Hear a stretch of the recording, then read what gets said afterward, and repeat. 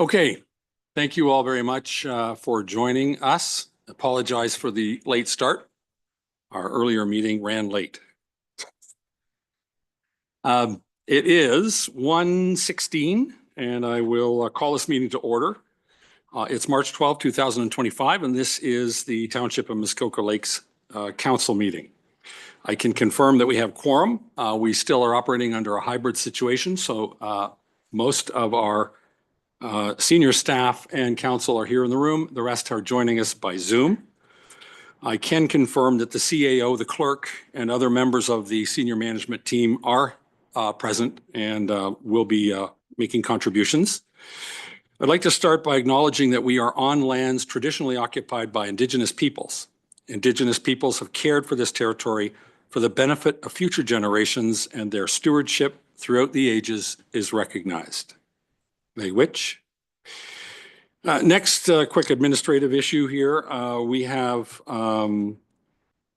We are live streaming this. It's being recorded and it will be posted on the Township of Muskoka Lakes website and its YouTube channel. If you participate in this meeting, you are consenting to your image, your voice, and your comments being recorded and being posted online and shared with anyone who chooses to watch. We did, as we always do, invite public input on this agenda at TML public comment at muskokalakes.ca, and we have public comment. We have no public comment to talk about, so thank you for that. There is a supplementary agenda. It was added a couple of days ago, specifically to deal with bylaw 2025-034 with respect to the fees and charges for information services activities and the use of township property. Before we move to the new business or any business at all, I'm going to ask whether anybody has any declaration of pecuniary interest that needs to be made at this time. Please indicate. I see none, then I will make one myself. I have a conflict with respect to the consent agenda. It's the GNF consent agenda from last month, item 8A1, and it's action item number 11. And it relates to the mural on property that is adjoining real estate that I have an interest in. So I will step out and let that be handled separately. We have another quick administrative thing. We've pre-populated, as we always do, all of our motions with random movers and seconders in order to expedite this meeting. And I would ask, please, especially since we still work hybrid, if you could physically raise your hand to vote until I have confirmed that the vote has been taken. If the vote is unclear, a verbal vote shall be recorded by the clerk, but in those circumstances, that will not be a recorded vote.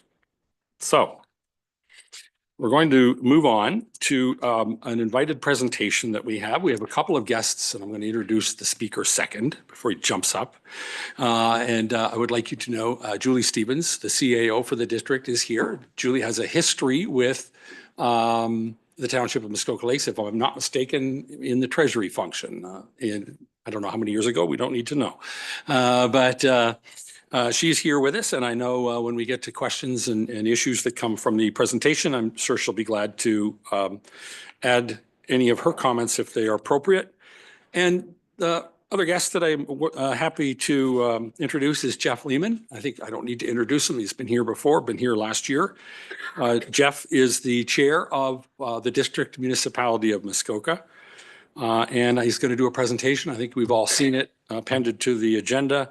He's going to talk through some of the updates to our district strategic plan and our priorities. Jeff, welcome.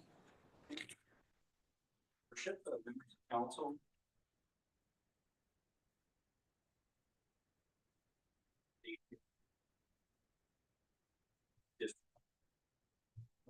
Office in a few months.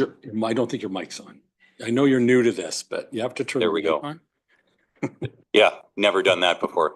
Is that a little better? Now Councillor Zavitz can hear me. I gave you a shout out earlier, Councillor Zavitz. Good morning. Good afternoon. And thank you again for the time today. I have 12 slides for you. I'm going to touch on the 4 areas of focus in our strategic plan.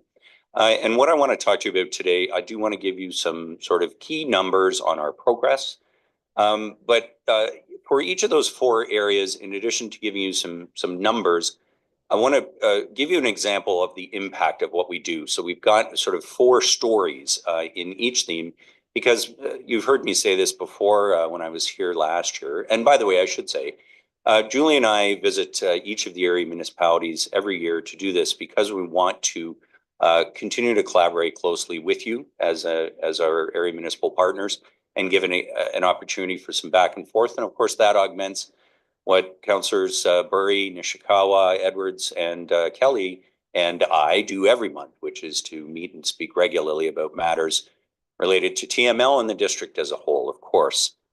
But I want to give you a bit of an update, and then at the end of the presentation, just touch base on a couple of sort of issues of the day. I'm glad we were a few minutes late starting because I was taking a peek at the dock and the progress on the pavilion. And of course, that project is underway. We're delighted as District Council to be able to move ahead with that important piece here, right here in Port Carlin. But if we could go to the slides then. Our district strategic plan, as I mentioned, we have 4 themes: our community, our environment, our services, and our team. And you will see that our community has the largest number of actions in the plan, and that in many ways reflects the priority that Council has placed on issues such as housing here in Muskoka. But we are making good progress. Next slide, please. Only 7% of the items are completed, but you would expect that at the halfway point of the term. Almost all are underway. We have another 12% of those 81 individual actions in the district's plan that will start this year. Next slide, please. So environment is our first priority or theme.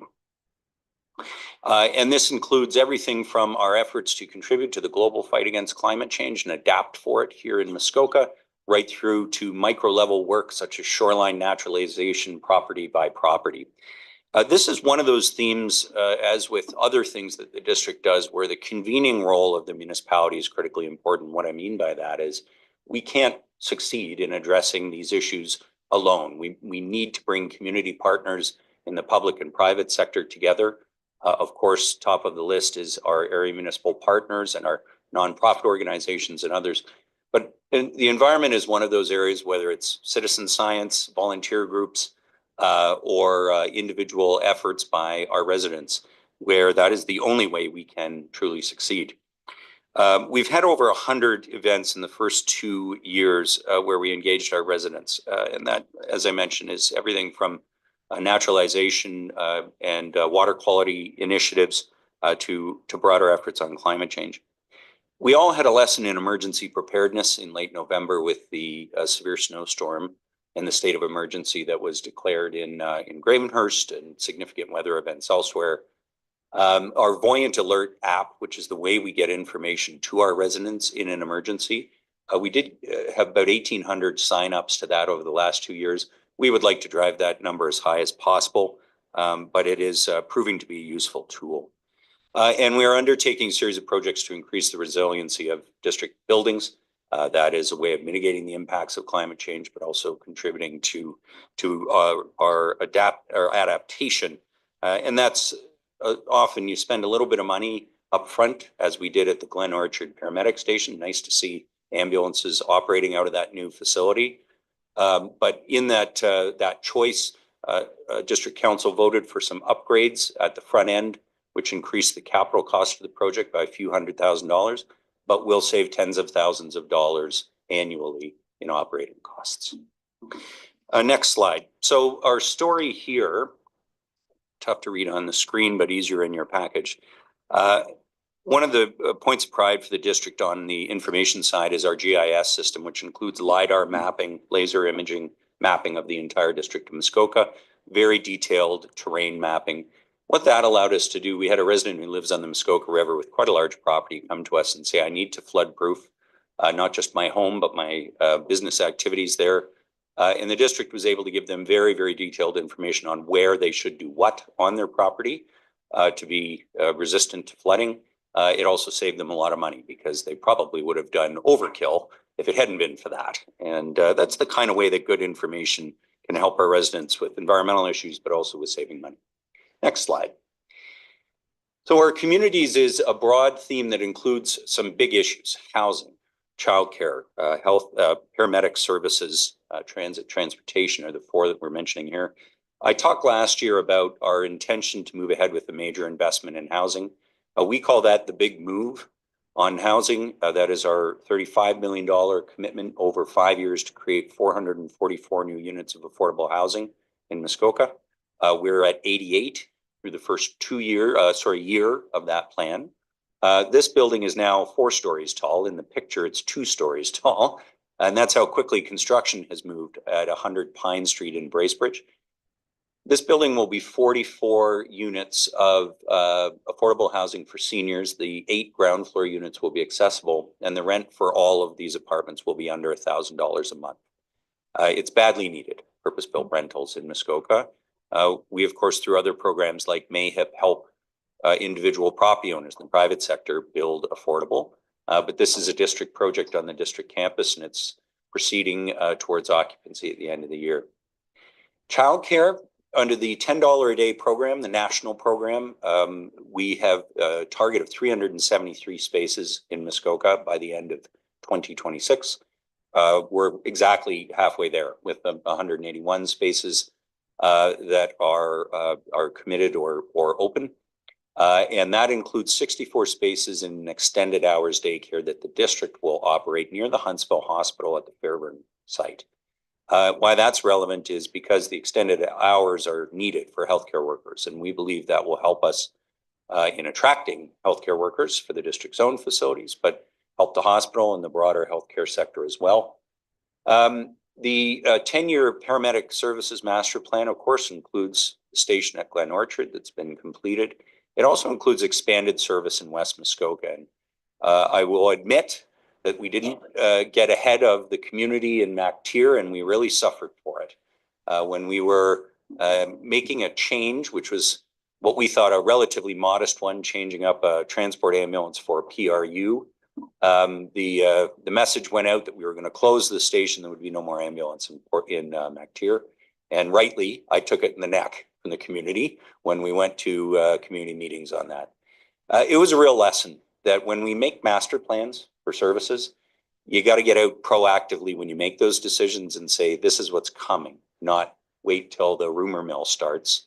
And unfortunately, that's what happened. But the deputy paramedic chief and I knocked some doors in MacTier, and then we had a large community meeting. And I think the success of the PRU actually now in its first 3 months, we're actually seeing lower response times, which was the whole goal. Community transportation, we now have what's called demand responsive transportation. You can use an app to book a curb-to-curb van pool ride in South Muskoka. Now that's only in a pilot area for now because we're going to get the one vehicle. But that service, which is in its pilot phase, will be expanded across the district in the future and really provides a much more convenient and cost-effective form of transit than a fixed route service. That's part of our plan for the coming years. Next slide. One service that we're very proud of, and we did talk about this, I think, here last year, is community paramedicine. Community paramedicine is where our paramedics book appointments with people who have chronic conditions, who we hope to prevent needing to call 911 by making regular visits to them. This lady, Jane, was part of our community paramedics remote monitoring program. When the remote monitoring started to show some signs of heart failure, our community paramedics were able to visit, get on the phone with her doctor, correct a medication issue, and follow-up visits proved that her vitals had improved and she didn't have to go to the hospital. This is the kind of care we need across Muskoka. We need to help people stay in their homes longer. Technology can allow us to support them a little better than we used to. But this is the kind of impact that the service can have. Next slide, please. Speaking of paramedics, this picture became famous. It was on the front page of the Toronto Star. So this was 1st or 2nd of December, maybe the 30th of November. I've forgotten which date.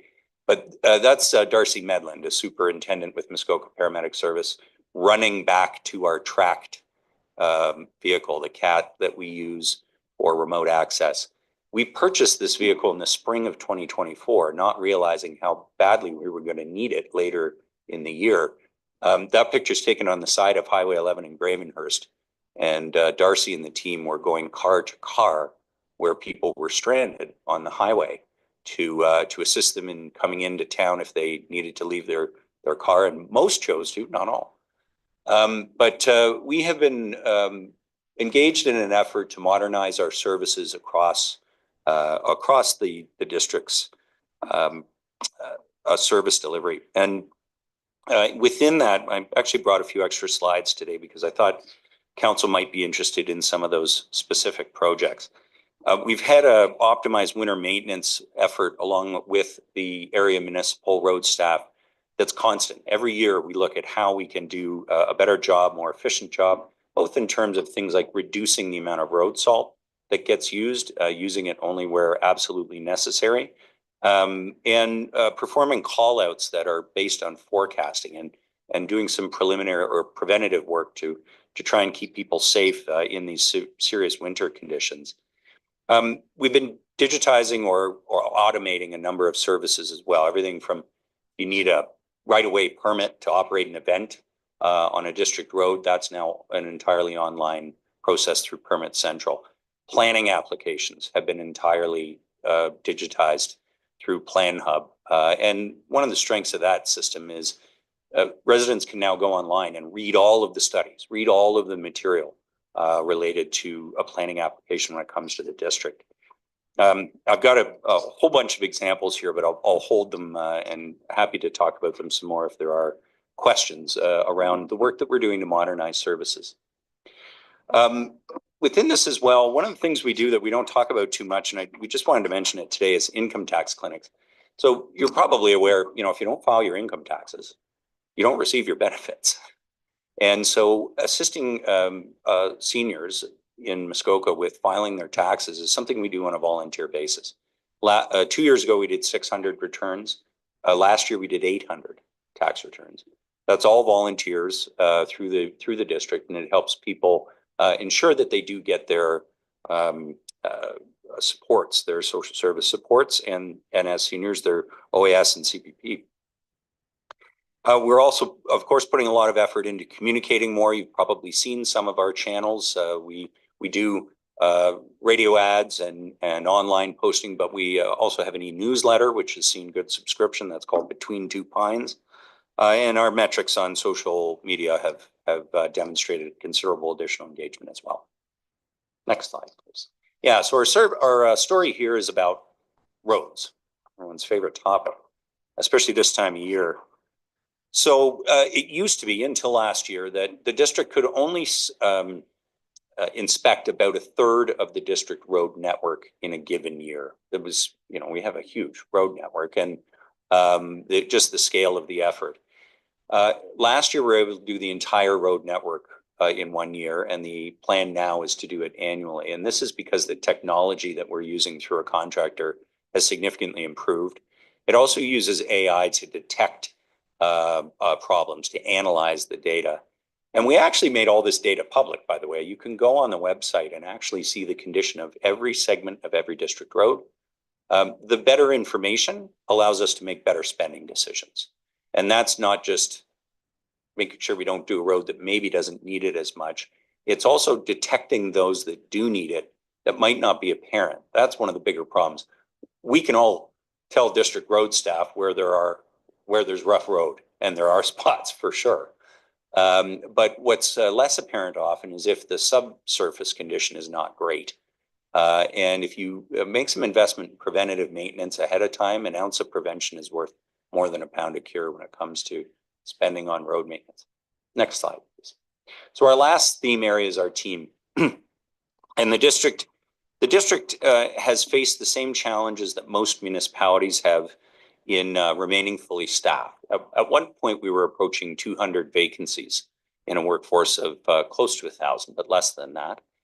And a lot of that, the vast majority of those vacancies were in healthcare, in our long-term care homes. And the very expensive implication of that is we have to use agencies, staffing agencies, to maintain our levels of care. We have had considerable success in bringing down the number of vacancies, and that addresses in part some of our financial challenges that come along with that. There's still work to do, but we do invest in our people, and that includes significant training and leadership events, and our own team have been taking advantage of that. I'm pleased to say there's a culture of lifelong learning at the district, and many of our staff take advantage of that. But the last point I wanted to make on the team here is, again, reinforce the point that, as with many of your services, unless the community and the broader public and private sector is engaged, we won't succeed. And so we are pushing our own staff and departments to expand collaborations, and in no area more so than in homelessness and in housing. We've held a number of events, including the housing service swap in November here in Port Carling. That was very, very successful. This is how we're going to tackle the big issues in Muskoka. Next slide, please. So our example here, the story is about MAILT, the Muskoka Area Indigenous Leadership Table. This is something my predecessor, Chair Klink, set up, a remarkable initiative, and he deserves all the credit for working together with people like Ted Williams, the chief at RAMA, and others here in Muskoka to set up MAILT. We have been able to undertake a number of projects, the renaming of Muskoka Road 38, I think everyone is aware of. But we support a number of events targeting truth and reconciliation. And most importantly, because we've had a lot of conversation around those tables, we're able to gain the Indigenous perspective in many municipal issues and foster collaboration along with the First Nations here in Muskoka. Okay, last couple of slides on a couple of other issues.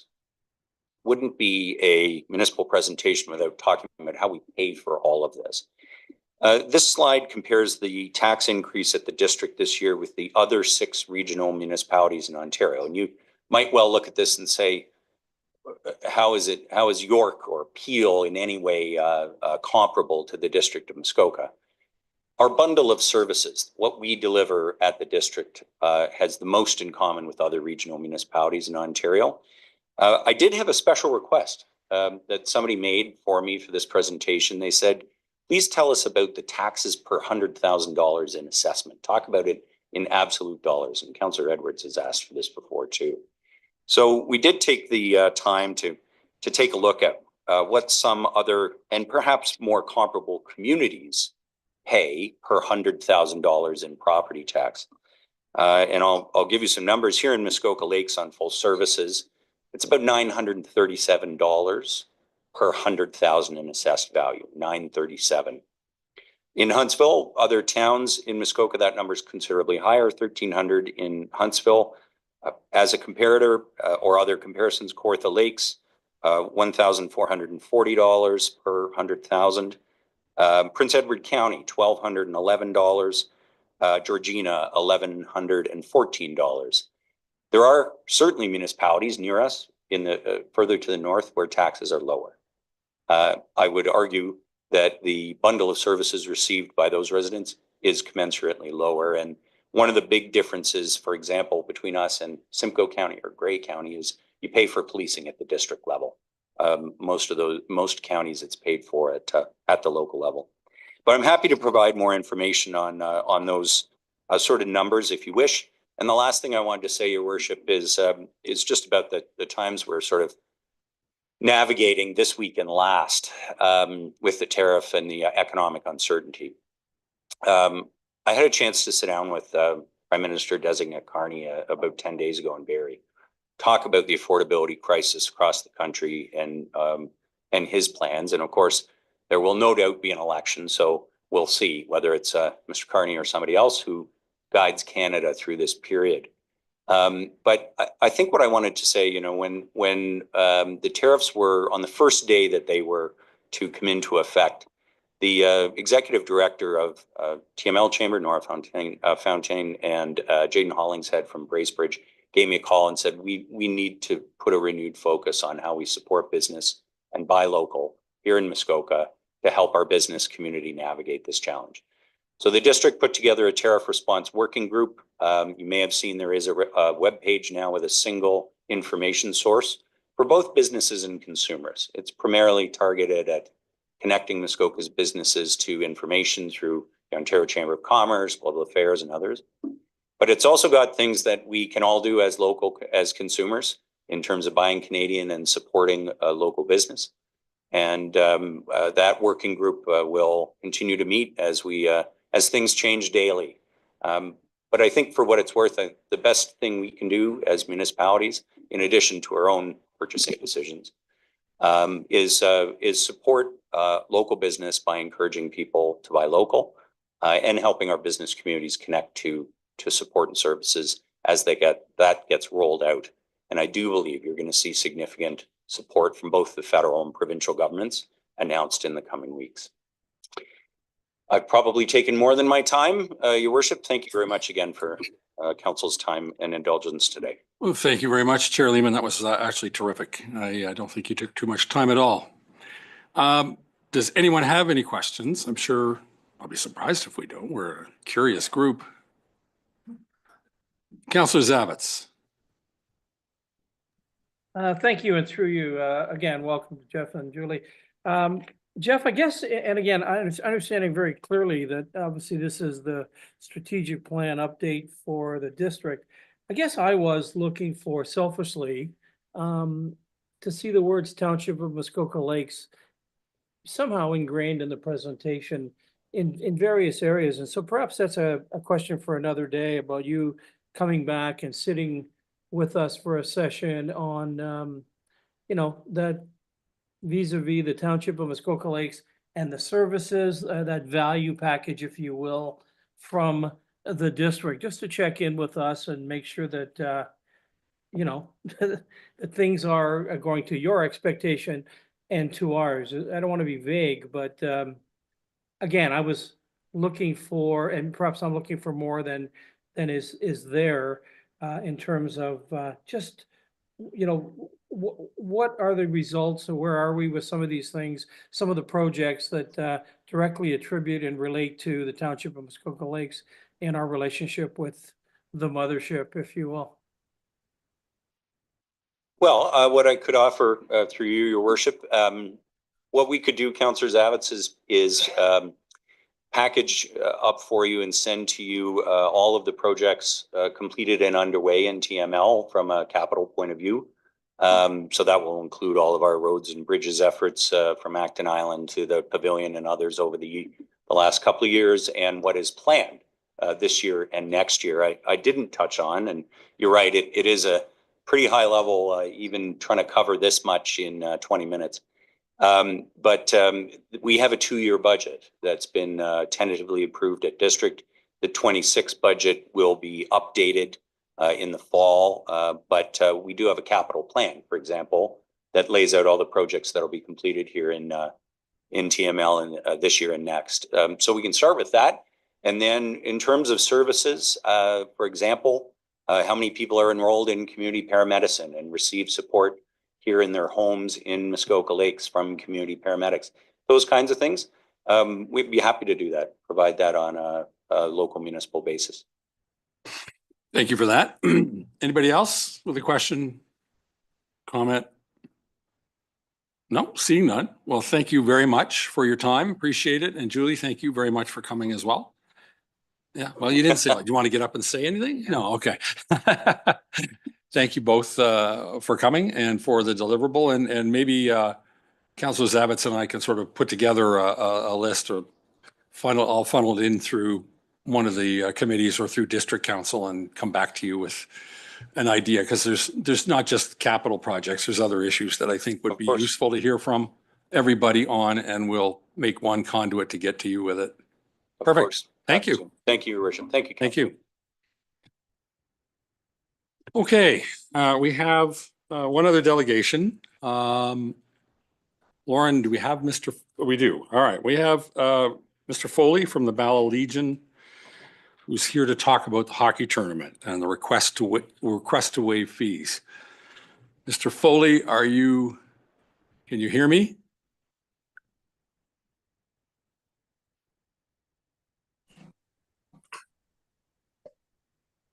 I can hear you, yeah. Yeah, we can see you now too. Good. Welcome. Okay. You have 5 minutes and the floor is yours. Okay, thank you. For anyone who's not familiar, the last 2 years I'm on behalf of the Bala Legion.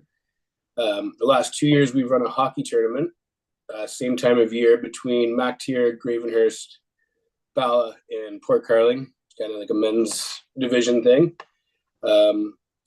We play one game on the Friday, and we all play 2 games on the Saturday, and then a championship game, and that's followed up at the Legion for a presentation and a celebration. We've raised money each year. First year we raised $1,300. Last year we raised $3,125 for a total of $4,425 over the 2 years, and that's been all distributed to a great cause. And the reason for the meeting today is that the last 2 years the township has been generous enough to cover the ice dues for the tournament, and then we've covered the referees, timekeepers, and the insurance at the rink, and the township's covered the ice, which has kept our registration fees very low, down to $20 a guy. So the nice thing about that is there's nobody that's restricted from cost of not playing in this tournament, because it's primarily started from friends that have passed away, and that's the reason for the donations. So there's no financial restrictions for anybody that would want to play in that tournament. In 2024, we had a whole lot of local contributors to the tournament. The Township of Muskoka Lakes, of course, donated the ice time. We had local golf pro donate a golf package, the Clear Lake Beer Spa, Bush's Water Sports, Pie out of Port Carling, Bala Falls Pub, Bass Lake Roadhouse, Boston Pizza in Gravenhurst, the Key to Bala, and Bala Bay Takeaway, all donated prizes and for raffles that drummed up our donations. We've had quite large donations to the food bank each year as well, and we'll be doing the same thing again this year.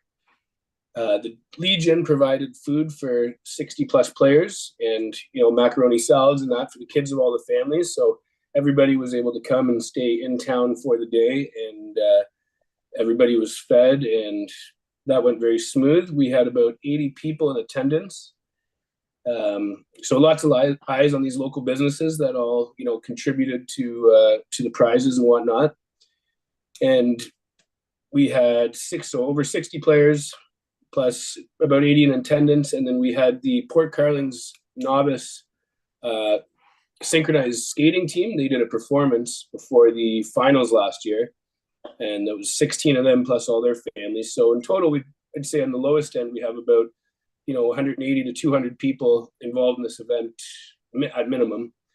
And the girls ice lightning team, they're going to be doing the same thing this year, doing a competition to prepare for their provincial competition in the following week, and they found that very helpful last year. So another good thing that'll be helping out towards. Yeah, I think that's pretty much it. We're basically asking if the township be gracious enough to donate the ice time again, and then we can continue our donation efforts and keep costs low so we can keep our fundraising high. And if there's any questions, please let me know. Thank you very much for your presentation. It was pretty straightforward. Does anyone have any questions for Mr. Foley? This matter comes up in about 10 items down the list, but in the meantime, I'm curious, does anyone have a question for Mr. Foley? Oh, Councillor Zavitz, your hand is up. Go ahead. Thank you, and through you. Hi, Chris. So I'm obviously in complete favor of this, and of course, I would be awaiting the further discussion later in the meeting. Chris, I wonder if you could outline the exact fundraising, the folks that benefit from these efforts over these last 2 years. Thank you. So in 2023, the proceeds, we had a friend pass away from a work injury, and we raised $1,300, and he had 2 daughters. So we split that up between the 2 daughters, and that was put into an education fund. And last year in 2024, unfortunately, we had another friend pass away, and he has 1 daughter. So last year we raised $3,125, and we split that up 3 ways, and it was given to the appropriate people to put into the appropriate accounts. And as of now, we're just going to continue to do that to help these little girls out to, just get a chance at a better education when they're older. And I think as the tournament kind of goes on over the years, these things will surely happen. And I think we can expand that and spread that love out between this large group of local guys. Thank you for that. Anyone else with a question? I have one, just a quick one, and I'm curious to know, have you reached out for any other funding sources for this? Have you gone to the Lions Club? Have you gone to anyone else, or even applied, for instance, for one of our community grants that we do annually? Are we the first call, or have you tried out with others and struck out with them? I haven't tried with others, and I've no striking out, but basically what I've done is the last 2 years we did it this way, and it seemed to be quite the success. So hoping that you guys find the value in it as well, and I haven't jumped through any other avenues yet. So hoping to go with your support. We were supposed to do this, the tournament's this weekend, and the plan was to be on the previous month's meeting, but I think we had a little bit of a mix up on getting in time. So apologies about the last minute part of that. But no, I didn't hear any negative things or any sign that the township wouldn't be interested in doing this again. So I just thought it would be appropriate to just kind of continue on down this route. Thank you for that. Councillor Zavitz and then Councillor Nishikawa. Thank you, Mayor, and through you to you. Two answers, and I do apologize.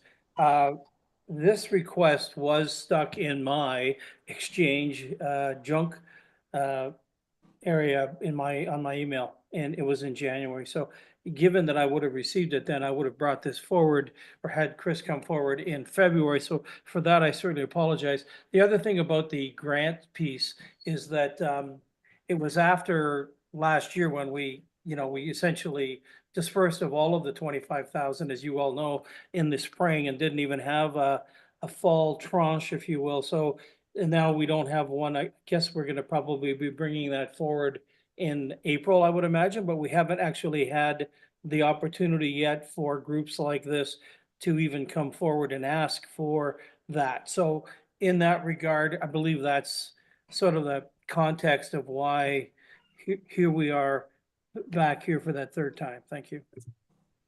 Thank you, Councillor Nishikawa. Thank you. Through you, I'm actually thinking about the clerk, actually. I had thought after the last meeting that we had on this particular event. I think at this point, we're going to come back and debate this, unless you had a question for Mr. Foley. I think we have this scheduled for later on in the. Sorry, I thought because your last speaker didn't have a question for Mr. Foley, I'll go backward. Sorry. We'll talk later. Okay. Thank you very much. It'll come up again. All right, Mr. Foley, I see no other hands. Thank you for your input. Thank you for the work you're doing on behalf of the Legion and on this tournament. We will have this come up again as soon as we get to it. I don't know how long it'll be. And and what we'll do is we'll ask Clerk Peroshki to get back to you with whatever the outcome is after this meeting. Okay. Wonderful. Thank you very much for everyone's time. Thank you.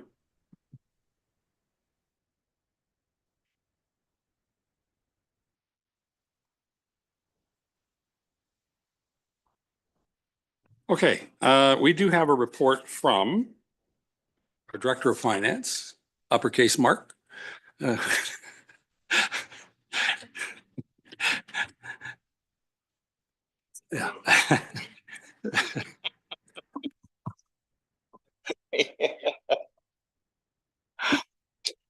Thank you, Your Worship. So I just wanted to speak to Council on an information matter. So committee passed an amending resolution, which is part of the included action items today for approval. And the intent of the policy change that we had brought forward last month to committee was to make changes as directed by this group to review the delegated budget authority to staff with the aim of reducing the number of administrative budget amendments that are coming forward for approval to council. So included in that amendment was a change to the current operating delegated authority regarding compensation.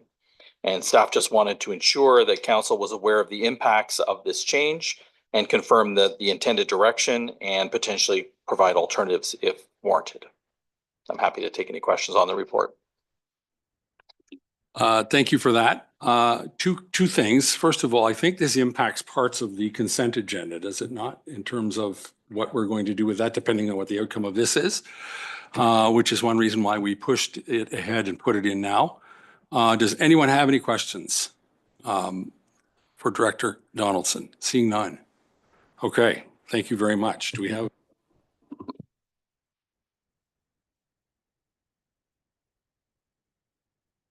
Okay.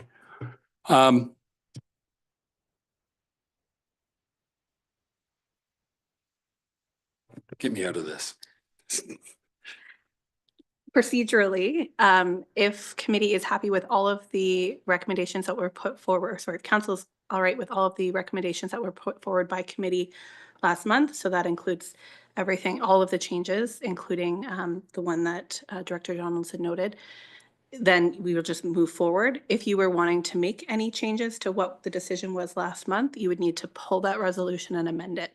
And you need to do that at this point before we pass all of the consent agenda items. So if you would like to have further discussion on it, you can pull it.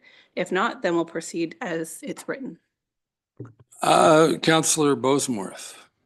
Thank you. And just generally to committee, one of the items that I was concerned about was compensation being used in other areas. And I think that was the problem. I don't know if that was the only reason, but it was sort of one of the reasons. And I'm happy with the way it has been explained to me.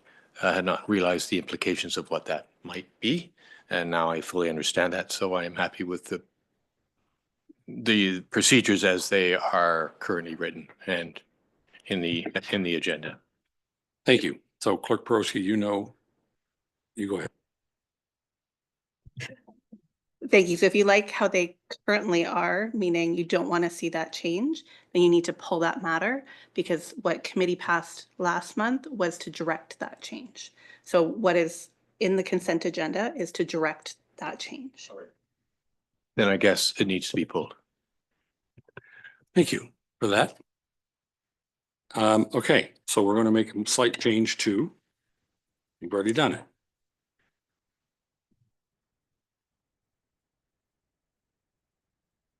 Okay, then I do have a resolution on the consent agenda, moved by Councillor Mazan, seconded by Councillor Kent.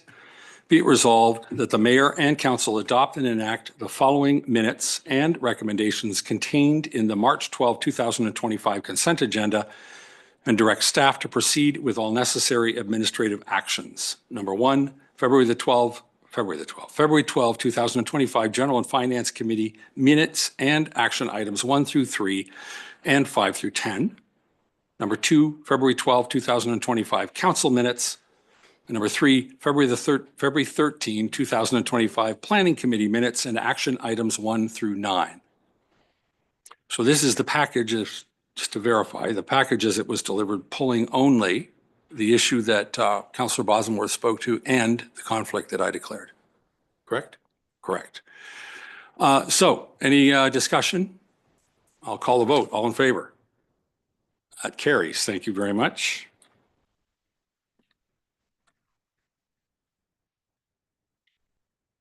Doesn't matter, we just pull it.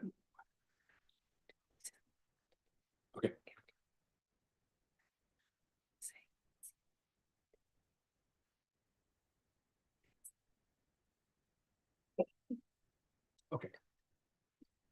Okay, so first thing we're going to deal with is the requested change from, I hate to blame anyone, but the Councillor Bosenworth change.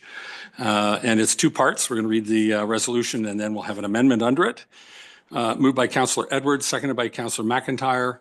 Be it resolved that the mayor and council adopt and enact the February 12, 2025 General Finance Committee Action Item 4 as follows. That committee approves the proposed amendments to Council Policy C-FS-01, Budget Guiding Principles, attached as Appendix 2 to Report FIN-2025-001. And then we have an amendment. I'll read that as well, unless anybody has any questions on that one. No, I'll go ahead with the amendment. Right? Moved by Councillor Burry, seconded by Councillor Roberts. be it resolved that the following be inserted at the end of the resolution with the following amendments. Number one, council reinstate compensation changes to staff's operating budget delegated authority. So this, I think, corrects the issue. So that's the amendment. We'll vote on it first. Any questions on the amendment? I'll call it. All in favor? That carries. Thank you very much. And then the only other question we need to deal with right now on this issue is, it's a question of whether we want to vote to approve the original resolution as amended. Any questions? All in favor? And that carries as well. Thank you very much. Okay. Now I'm going to vacate and the vice chair is going to take over for me. Thank you very much.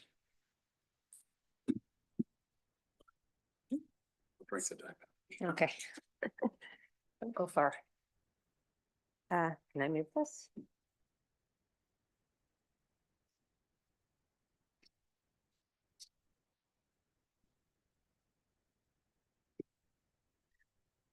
Okay, moved by Councillor Burry, seconded by Councillor Kent. Be it resolved that the council adopt and enact the February 12th, 2025 General Finance Committee action items 11 and 12, District of Muskoka's IDEA Advisory Group Community Mural. All those in favor? That carries. Thank you.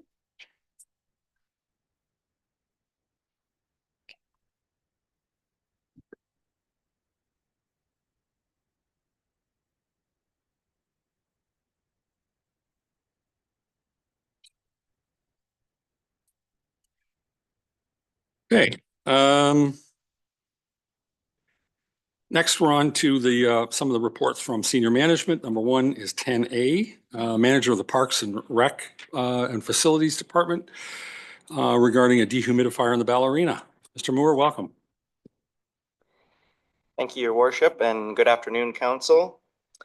Yes, unfortunately, a couple weeks ago, we had our mechanical dehumidifier at the Bala Arena go down. We had Black and Mac come out to inspect the dehumidifier for us, and unfortunately, they advised that it's not repairable and that it will need to be replaced. As such, staff are looking for Council's approval to create a new capital project for this year to replace the dehumidifier using some funds that it looks like we're going to be saving from some projects this morning. So with that, I stand with any questions. Nothing I like more than flexibility. What works? Okay, thank you for that. Anyone have any questions for, yes, Councillor Kent? Thank you. Quick question. Mhm. Are there any green alternatives you might have considered here, given that I think like last meeting said we were always going to try to evaluate green alternatives when we had capital decisions to make? For this Probably not. For this project, no. It's Simple question. Okay, thank you for that. Any other questions? Councillor Bosenworth? Yes, I find it interesting. This dehumidifier was installed in 1973 with a 25-year life. That means it's lasted almost more than 50 years. That's well beyond expected life. Is that normal for assets, and are we overly conservative on our useful lives on all of our assets? Moore? So although it's well beyond its useful life, the main components of it were actually replaced a number of years ago, I think 10 to 15 years ago, based on our records. That has allowed it to extend the life. I'm not sure the reasoning why at that time that was completed. I think typical practice would be to not leave it that long, so we don't run into a situation like we are in today. Thank you for that too. Any other questions? Councillor Zavitz? Thank you. Through you to Corey. So as I understand it, this unit is defunct. It doesn't work at all. Is that correct? That's correct. So when I read between the lines here, we're going to run into jeopardy over the next how many weeks? So how many weeks before the ice comes out? Through you, Chair, the ice comes out the first week of April. Okay, thank you. Thanks for that. Anybody else? Quick question for me. How long do we have to wait in this heat before we declare the air conditioner here beyond its useful life? Great question. We might be there. All right, listen, thank you very much for that. I have a resolution I will read.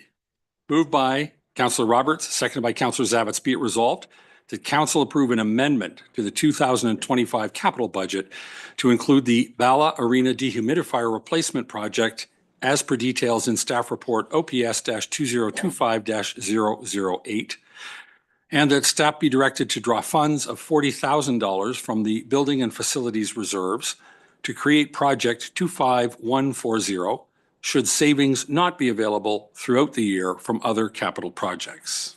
Any question, comment? All in favor? Carry. It carries. Thank you very much. Thank you. Sorry. Oh. Didn't see that. Sorry. He's moved down. I can't see. Okay.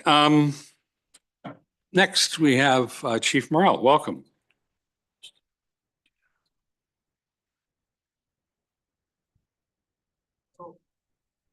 Good afternoon, Council, and through you. Before you is a report from myself concerning the tender and award of contract for self-contained breathing apparatus. These are air cylinders and masks. This is an annual capital item that we put on for Council, and as per the procurement guidelines, we must bring it to Council because it meets and exceeds the amount that Council must approve. I now stand for questions. Thank you very much. Does anyone have any questions for Chief? Yes, sir. Councillor Bosenworth. Yeah, I was looking through you. I was looking through the report to find out how many we are actually being replaced. We own 120 and we replace them every 15 years, I think it is. Is it 11 spares? So depending on the year, through you, depending on the year, we replace units that are basically becoming defunct. So we don't have an established timeline as of yet, because when I got here, the notion was that we would come back to Council one day. So imagine in 2019, I look at my timeline for 10-year capital and it says 2022, go to Council, ask for $1.6 million. And I went, no, not a great way to do it. So we spread out the investment over a 10-year period, and every year we replace a station. So some stations have more SCBA and more cylinders, and what we do is we toggle up and down based on the masks and the cylinders in the station. So this year the ask was for 12 SCBAs, 20 cylinders, 70 masks, and 10 amplifiers. Those are voice amplifiers that hang on the front. So it's not always an even amount. Hopefully I answered your question. It does. Thank you. Thanks for that. Councillor Zavitz. Thank you, and through you. So thanks for this, Chief. I guess the question would be, is this equipment a Canadian source? And I'll be asking you that, of course, on the next two items as well. But this is a Canadian supplier, am I correct? No. So how do I answer this question? The dealer is a Canadian dealer, the dealer that we're asking to award the contract with, but the product is made in the United States. It's made by 3M. Would that be subject to tariffs? Do we know? Mark? Oddly enough, yesterday I received a phone call from the vendor on this, and we had a long discussion at SLT about this very issue, flagged by myself, actually. This is a concern. So this would be my staple answer for the other items that come up today in the tenders. Should Council wish to award this tender as it stands, I would be the one, obviously, in the ask in the resolution to prepare the documents. In the document that we currently have in the tender, we would go to our solicitor and ask for more verbiage to be placed in there that actually references tariffs.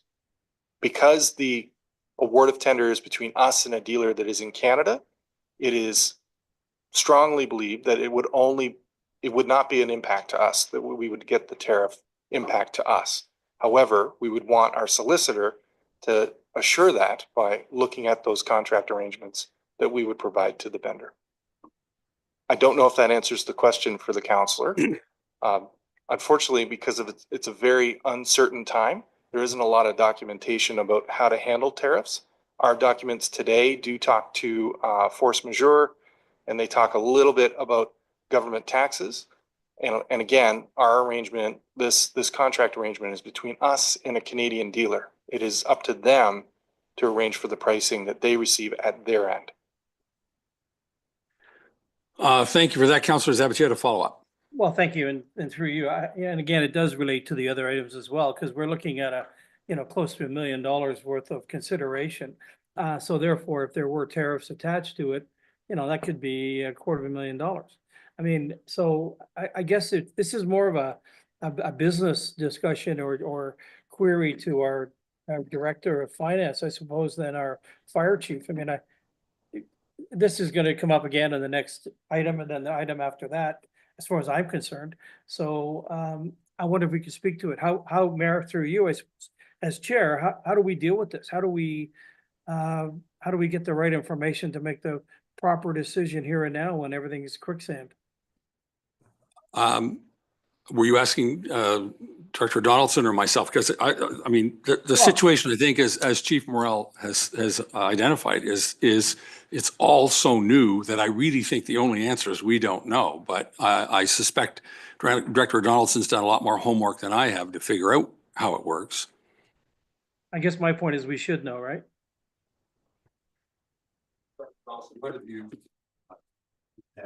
So thank you, Your Worship, through you. So I can't speak directly to, I mean, what may happen or what could, may or may not happen. Things seem to be changing on a daily basis. What I can say is our procurement bylaw currently does not specify that we should or shouldn't make purchases from U.S. vendors. There's a number of municipalities at the encouragement of the Premier that are making amendments to their procurement bylaw. Our procurement bylaw is scheduled to be updated this year. If council wishes to direct staff to make changes so that the identification of a U.S. bidder is defined, we can certainly take that back and make those changes. As far as this particular matter, I mean, we've done the procurement based on the way we've always done it in our general rules, based on what we know today. If something were to change and a contract price were to change significantly from what's being approved, we would certainly, I would think, with the support of the fire chief, bring that back and make sure that council is aware of what would be contractually being agreed to at that time. Chief Morrell. Thank you, through you. Thank you very much for that. Just point of clarity.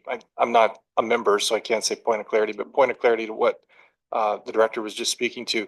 I see this as two issues. One, would council like us to look at the issue of buying American products altogether? And number two, will tariffs affect any award of contract? I was addressing the award of contract piece, and I'll restate the fact, the award of contract that council is looking at here, and with a lot of actually all three of the tenders today, are between us, the township, the corporation, and a Canadian dealer. My interpretation of the way the tender documents read, we would not be responsible for those tariffs because it's after it's actually entered Canada. However, that stated, I would be willing and more, if council wants to amend what's in front of them and ask me to go to the solicitor and ensure that there is wording in our contract arrangement, I can do that because it is such a novel thing that's going on. Councilor Nishikawa. Sorry, thank you. I just wanted to ask through you to Ryan, are any of these suppliers Canadian? Just out of curiosity. Sorry, through you, yes. All three dealers are Canadian. No, I'm sorry, but If I had an are they opportunity. getting, Okay. is there anything in Canada, quite frankly? Because we've sort of had this conversation in the past, but that's why. Through you, my favorite line of all of the political lines I've heard lately is it's an omelet. No. So your real problem is if you wanted to be completely Canadian, we would have to change our approach on the respirators. This product that's in front of you, we'd have to buy draggers, which would mean we would change the respirators we currently have in place. which could create problems with interoperability. And they would come out of Germany, so that it might take a little bit more time. But there are other markets that actually buy those products. And then as it relates to, we'll talk about this later, when it comes to fire trucks, it's an omelet. A lot of the things that are in a fire truck go back and forth quite a bit. Yeah. It's hard to unscramble an omelet. Thank you. Councillor Burry, you did have your hand up and I think I overlooked you, right? You want to say something? I was trying to bring it up a level around a procurement policy around Canadian and Canadian product, but I also wanted to defer to the chief about life safety. Okay, the issue with fire is once it starts, it's a bit of a problem, and we don't have a lot of time to think about it. So I hear a lot of the words, and would like to make sure that we're buying Canadian in everything we do everywhere, and buying local when we can. Some of the things that many of us have done for a long time period. But that being said, we are in interesting times. Things change. And if you say it's changing daily, you're not paying attention during the day. Right. There's audibles being called all day long. And so I think, we've got, Mr. Donaldson has said, we're going to look at procurement. We can look at that. But for this particular issue, there's obviously a sense of urgency. I commend the fire chief for actually bringing it to us in pieces every year and not big chunks. I think that, that it's kind of like inventory. Keep it going. So doing what we can to make sure we don't get dinged with a 25% tariff after. That's contractual, and I think it sounds like staff have that well in hand with the solicitor. Yeah, I think Councillor Bosenworth. Yeah, if I could make comments somewhat along those lines, regardless of whether we think we have a completely enforceable contract, it's not always that way. And I guess my question to Director Donaldson and the chief is, if we did get surprised by a 25% hit on all three of these items that we're going to be talking about, because of the on again, off again, the impermanence nature of these tariffs at the moment, it may be prudent to wait until the tariffs come off the next day or the next week. So the question is, would that be prudent? And what time frame would it be before we would be putting our operations at risk? Chief Morrell? Through you, I've considered this too. Actually, as of last night to today, we thought about it long and hard in the office at where we work. A lot of the work that we do is receiving these goods and then putting them into service. It would double the work, obviously, next year or whenever we would choose to do a new tender. And that would be the preferred approach, because fast tracking a purchase like this, they take time. There is other things afoot. Obviously, the vendor called me about a price increase that naturally occurs every year anyway, April 1st. So those price increases are actually directly tied back to these tariffs, because there's a lot of steel and aluminum in this very product. So there's actually increases coming April 1st if we don't make the order. So there's a lot of pressure right now to make an order, but I'm also very cognizant of the fact we can wait. We have great product today. This is one of those products where we're well ahead of the curve, thanks to this council making prudent investments every year. We can wait. It will double up our efforts for next year, but it is something that we can put on hold if council feels comfortable doing that. Okay. Anyone with any other questions? I've not read the resolution yet. We can get into a discussion in a minute. All right. I see no more questions, so I'll read it. I don't think I read it, have I? Moved by Councillor Kent, seconded by Councillor Nishikawa. Be it resolved that contract T-2025-19 be awarded to M&L Supply Fire and Safety in the amount of $158,000, taxes excluded, and that the fire chief be authorized to execute the necessary documents to proceed with the purchase. Okay. Does anyone have any more questions or comments? Councillor Roberts. Almost called him Roberts. Thank you. Chief, you said that it would double the effort next year. What is that effort? How much? Great question. So what we would do is at at the end of this year, after our maintenance, sorry, through you, I always forget to do that. So through you, your worship, we would look at which units made it through the maintenance scheduled tests that we do for these units. And that changes the dynamic on how many SCBA we ask for.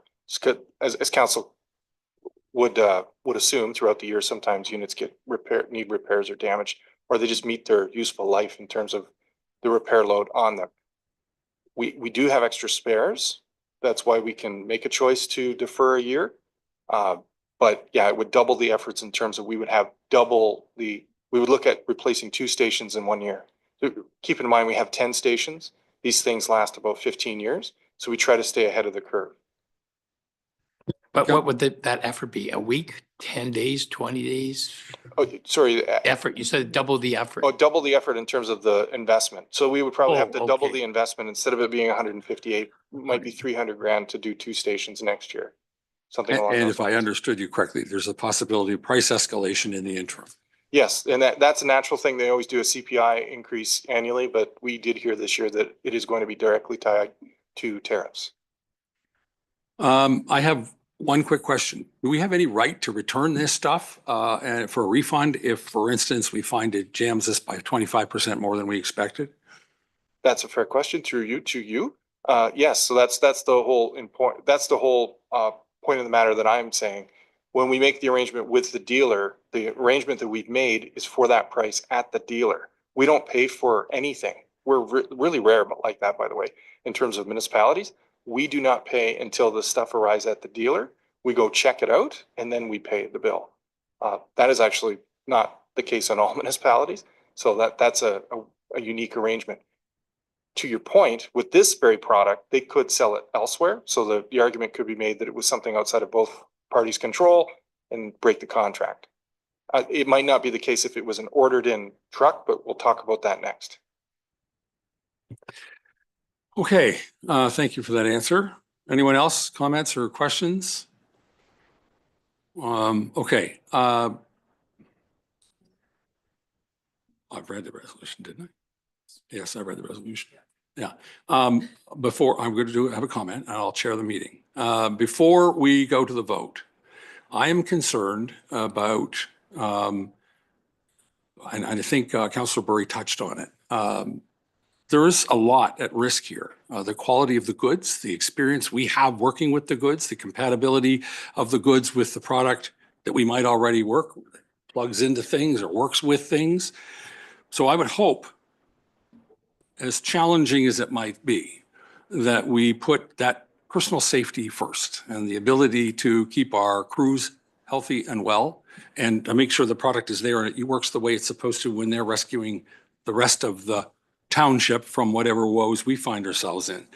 That should be first and foremost. And quite frankly, past that, all things being equal, I would also hope we would prefer Canadian-made product. Not because of anything that happened in the last 2 months, because I would hope that's how we run our lives always, with a degree of patriotism that steers us, all things being equal, to the product that's made by a neighbor or somebody down the road we know. There are 2 issues here, and I think Director Donaldson or someone raised them. The one is the ability to complete this transaction without attracting tariff. I say that is untested and unknown. I would be very surprised if we know enough at this point. I also think there is an issue of the statement that we all want to make to reject anything that sources itself from somebody who stepped all over our feet. And I won't go into anything more than that. I think there's a really high risk in doing that. We have a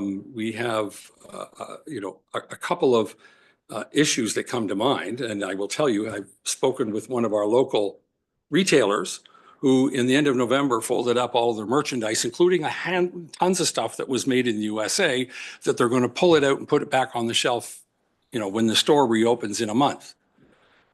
If that product is not chosen simply because of its source of origin, nobody gets the message except the retailer, who's going to suffer as a result. And so I think we need to be wise and prudent and give some thought to who are we really striking out at when we make these decisions?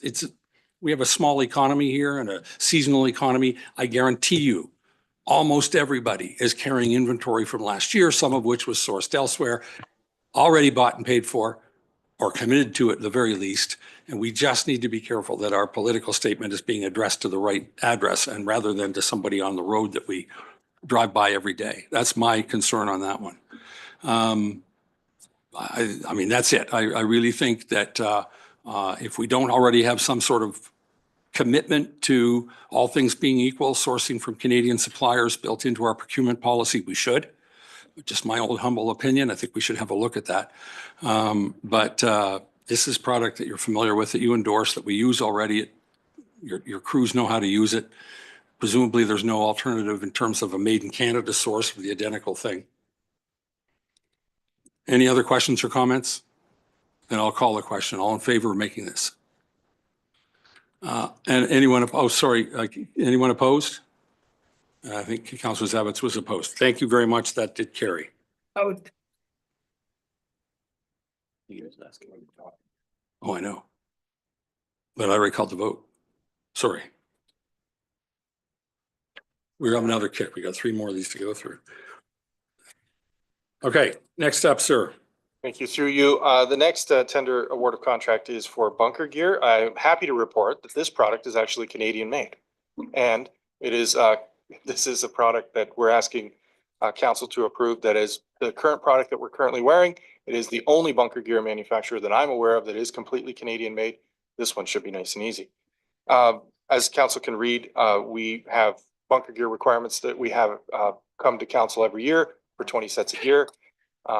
This year, we are actually able to augment that to 50 sets of gear, and that was due in part to a grant for $82,000 that we secured from the Progressive Conservative, or sorry, from the Ontario government. Thank you to my colleague, Director Donaldson, for teaching me how to apply for these grants. And I now stand for questions. Anyone have any questions on the bunker gear? I see no hands. I will read the resolution. Moved by Councillor Burry, seconded by Councillor McIntyre. Be it resolved, the contract T-2025-17 be awarded to AJ Stone Company Ltd. in the amount of $129,750, taxes excluded, and that the fire chief be authorized to execute the necessary documents to proceed with the purchase.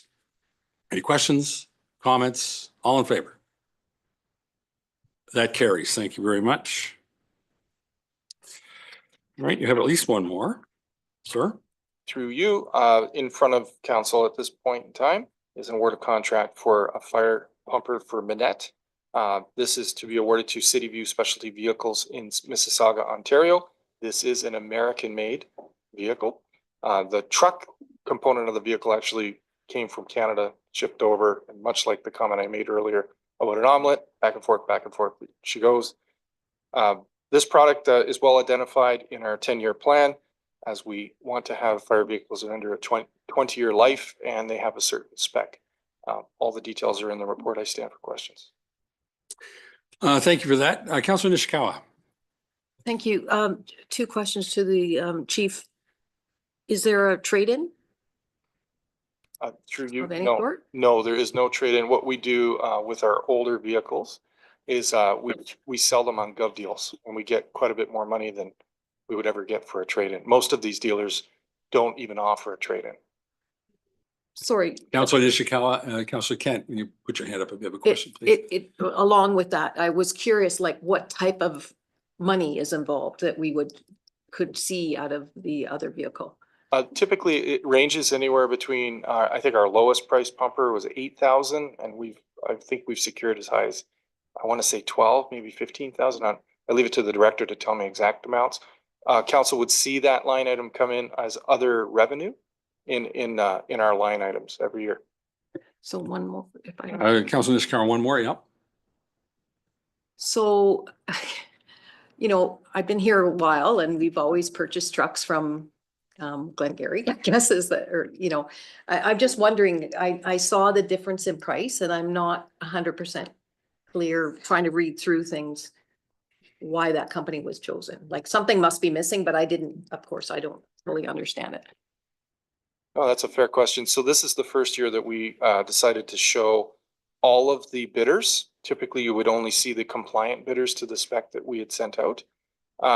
We show all the bidders this year, but that bidder that you're speaking to doesn't meet all of the required specs. So the three big things on our current fire truck fleet that we're looking for, three of them, all three of them, they do not meet. One of them is, when you look at a fire truck today, you'll notice they have a hardened top that actually opens like a louver. It allows for us to have guardrails when the members are working on top of the fire truck. That's a safety feature that we've asked for. We asked for that and Fort Garry couldn't provide it. The other two features are the pump size that they offered was a smaller pump size and a smaller tank size. So less water and less capacity to pump water when we get to the scene. Those would be the sacrifices we'd make for that price difference. That's why you only see, I believe it's only 3 bidders that were what we call compliant to spec that moved on to that compliant to spec paragraph. Thank you for that. Councillor Kent, you had a question. Actually, the reason I just didn't hear one of the words she said, but I do have a question which came up in the last one as well.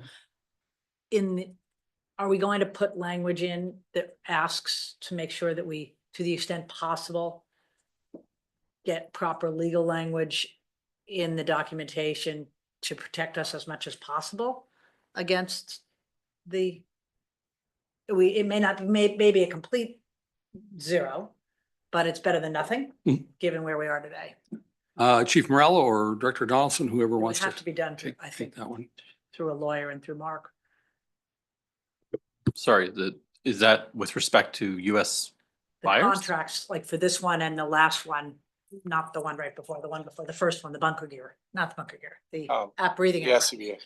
So through your worship, as I noted, municipalities that are taking actions to kind of scope their procurement is being done through bylaw amendments. So if we are doing a review of the procurement bylaw for this year, but if council would like that piece of it kind of fast tracked and would like us to bring language to amend our current procurement bylaw that kind of scopes that. I think maybe I'm not being clear. I was looking for just some legal language that said that because this is through a third-party contractor, and I don't know if this one is through a third-party contractor again, that we get a legal thought on whether that we actually, it's their opinion that we're protected from a general tariff. Oh, I see. Right. So through And just with respect to the contract. that Part of is- the sales agreement.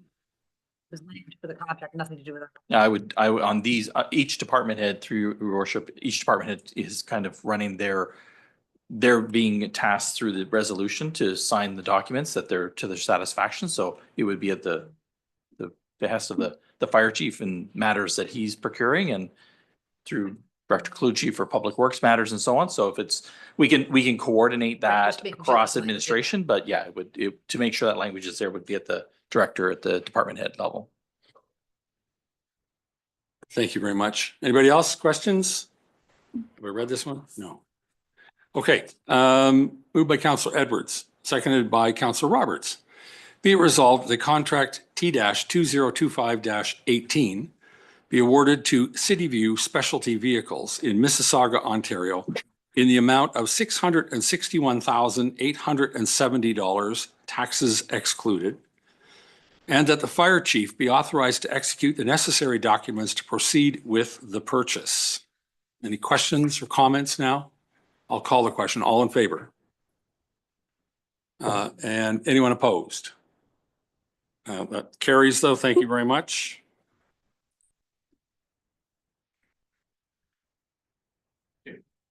Okay. Do we need a break? I sense a couple of people have gotten up and excused. Why don't we take 10 minutes till 1:45 right now? Thank you. What did you think? I feel like napping today. Find out. Your mic's still on.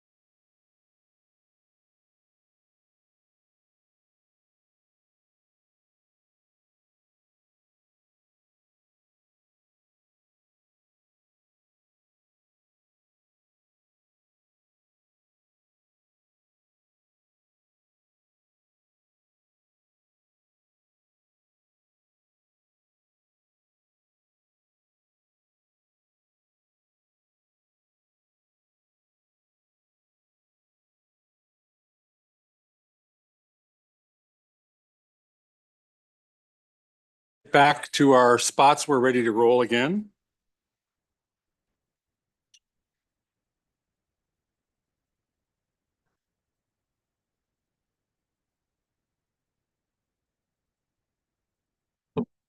Next order of business is under new business, and it's, oh no, is it? I skipped one, sorry. You can talk about what you wanted to talk about instead. Thank you.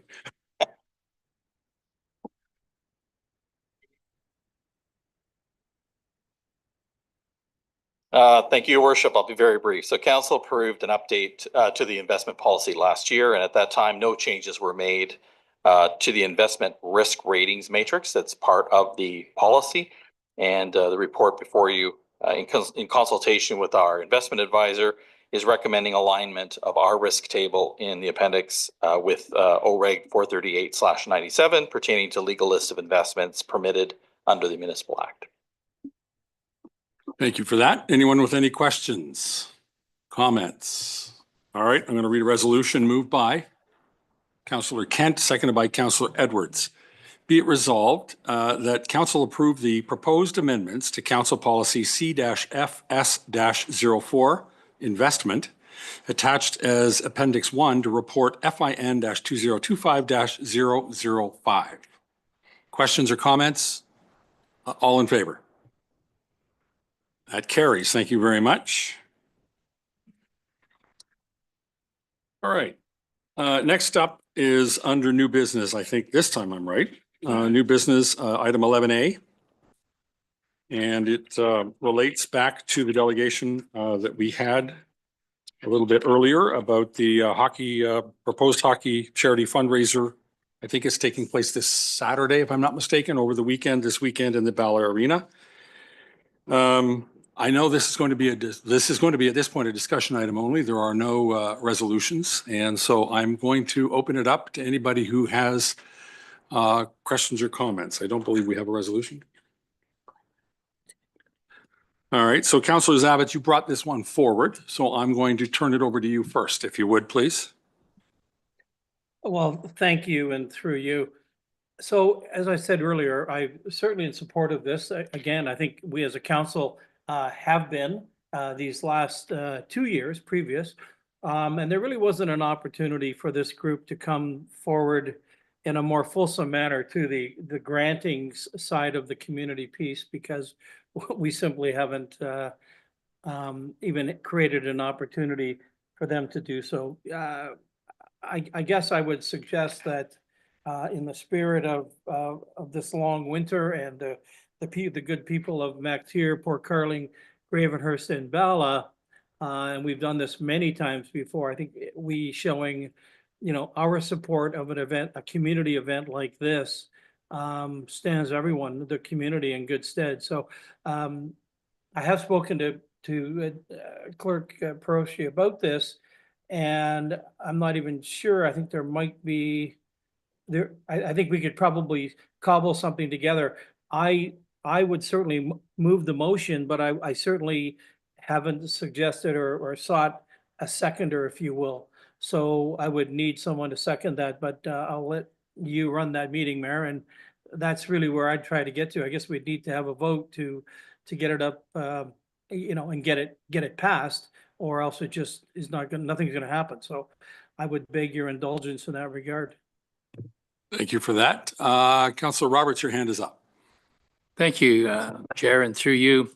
And I really appreciate some of the background that was provided when the delegate was speaking, because this is one of these points is a pet peeve to me, is that we set up a grant committee for these type of purposes, and I don't think this particular applicant has realized that or understood that the grant was in place. The opportunity's been there for a long time for anyone to apply for it. And so I'd be supportive of it this year, but I certainly would not be supportive of next year, because I think this type of waiving of fees, we set up the grant program. Correct me if I'm wrong, we set up the grant program for that purpose. Thank you for that, Councillor Burry, and then Councillor Nishikawa. Thank you through you. I'm not sure, I think that's probably a question. I mean, in the spirit of fairness, who else would we consider to be eligible for waiving fees? We have lots of community pieces. And I obviously there needs to be some rationale around it. I happen to personally like this one, but that doesn't mean that it's fair. And what's the magnitude of the total cost? I suspect that Corey can probably give us that. So what exactly are we waiving in the total fee? Mr. Moore. Yes, thank you, Worship. I provided the number to the clerk, so I believe she has the exact number for us. Off the top of my head, I think it's around $1,400. Oh, close. 1,445. Okay, thank you. So, I mean, the other question is, so who else would be eligible to ask for fee waiving, and how does that work? I mean, I'm with Councillor Roberts. We set up a small pot for this, and why are we going around the process? And so mine's a more process, higher order issue than just this one. Councillor Nishikawa, I think you were next. Thank you. This is a question because I had thought the last time that they were here, and it's, they've come a few times, and I thought we had left it along with a couple of other of these types of continual asks that staff was going to, that we approved of it moving forward, that if this event was going to go forward, that they would just deal with staff. I'm going to use the Cranberry Festival as an example. Everything is worked through James and all of that sort of stuff. And I had actually thought that this was designated as one of those events.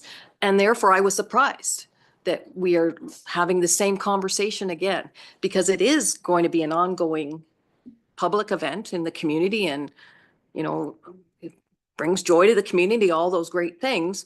And I really did think that we approved it. And I don't know if that's why I was sort of before not sure if there was something mentioned from last year through the clerk. Thank you for that. Does anyone have a recollection that they can add to that? Because, Director Prosky. Thank you. Sorry, I was just looking through my records to find I had sent off the minutes from last year. There wasn't anything, pardon me, there wasn't anything in regards to this happening every year. The only note that was made in the minutes was in regards to the community grant, and that it was encouraged for them. They were encouraged to apply for that moving forward. But there was nothing in the resolution that said this was ongoing. So Councillor, sorry, did you have a follow-up? Well, my ask would be that we do consider this, and along, I think we've got a few others that we do this with, that this type of thing would already, if we approve today, that would, going forward, that staff would be able to handle it and find the accommodation. Councillor Kent, and then Councillor Zavitz, and then Councillor Mazan.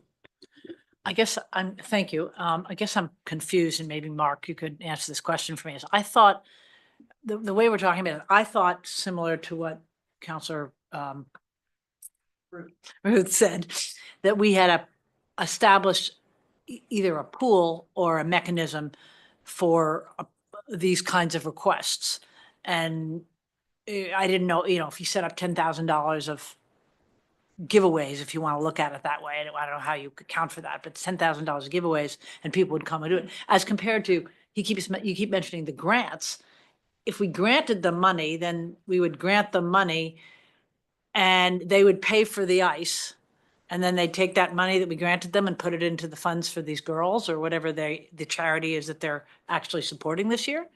So they're two different ways of doing it, unless I misunderstand what you say when it's a grant. A grant to me is you've come forward, you get your $1,500, you take that, they use that to support, they say this is for our charity, and then they use that same $15 that they raise and pay for the ice. So you end up in the same place, but it's a different mechanic. So I don't know which way we're doing this, given the two methodologies we talked about. Director Donaldson. So through your worship, so the township has a community grant program, which is $25,000. Okay. And that is done based on an application basis that's run through economic development. And you're right. I mean, what ends up happening is it becomes a circular transaction, which basically is a net zero to the municipality. We Yeah. have an expense and then we have this offsetting revenue, which nets to zero, and you effectively have no revenue for the time that has been spent. I think this is being done outside of that process. I think that's the point. And are we suggesting that he, next year, assuming we approve it this year, we're gonna say to him, come back and ask for a grant for the donation? Because you're not gonna get a grant for the ice. Right, through your worship. So I think what's being suggested is that you go through the application process that is within that 25,000, because this waiving of fees would be over and above what's in the budget as a community contribution, grant, whatever we want to call it, yeah. Councillor Zabitz, you're up next. Thank you, and through you again, I just wanted to reiterate that in my earlier comment, this thing happens in March. So last year, a year ago now, the granting process didn't even happen until April. So, you know, I do believe there was discussion even at that meeting last year where we considered this, that to look at the granting going forward. But again, we don't even come to a grant scenario till probably at minimum next month. And so I did have some discussions with the clerk and of course through James, because he's the person for that. And so we did look at all those different options. It just seemed best to come forward in this manner. And in fact, if we wanted to consider this here and now, but put a caveat on it that this is to be no longer, and in fact, suggesting strongly that for whatever next time, if there is a next time, they would go through the township granting process. And again, whatever that looks like as of next month's presentation of that hybrid model. So I'd be certainly willing to attach that caveat to this consideration and move a motion if someone would second it to vote on this here and now. Thank you for that. Councillor Mazan, you were next. Thank you, and through you. Just a couple of questions, and this has been a really good discussion on the difference between the waiving of the fees versus the grant, because I had come into it thinking a bit, as I was listening, a bit like Councillor Kent, that it just seems kind of funny that at one hand, it's the same amount of money, right? It's just how it's interacting. But I think your description of it's cleaner this way if they go through the grant program. Quite frankly, they might get even more money depending on whatever they put in as to the application through that process. So my first question, if I may, is through clarity on the grant process. So if I'm the current, I'll call it applicant listening right now, what is this process so that they are well suited for that moving forward? Moore? Through you, Chair, it may be best served if our economic development officer, if he's available by chance to answer that. I do know I was in the role previously, but I believe he has since updated that policy, and I don't want to provide any misinformation in that regard. So, Okay. Well, that's fine. And perhaps if he is watching, he can come on. Here it comes. There he comes.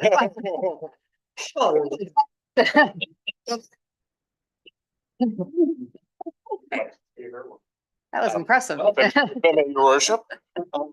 So I'm to understand the question was the application process for the community grants. Yeah. So it's a fairly straightforward application process. There's a form that people fill out on our website that where they have to outline what they are asking for specifically, what the intended community benefit is, what the impact it will have on the community, and also provide us with some information regarding their organization.